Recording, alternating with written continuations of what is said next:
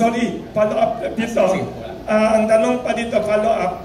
May video clip noon na nag-speech si Senator Miriam Defensor Santiago na itong mga endless public hearings daw and investigation ng mga Senado, wala naman daw na result ang legislation daw, sabi ni Miriam. Senator Miriam Santiago, what is your comment now? I agree. Because, number one, investigation in aid of legislation. You have to identify what piece of legislation or what piece of law you intend to amend. What piece of law do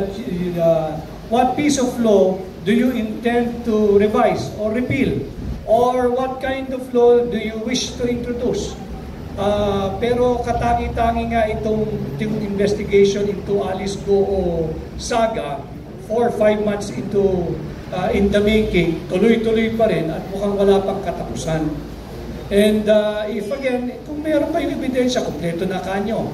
Merong testimonial, may documentary, may object evidence, kung ano-ano pa, file the appropriate case in the appropriate venue.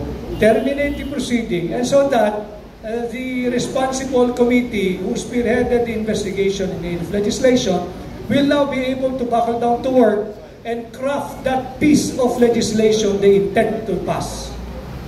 Thank you. May pahabol dito, isa pa.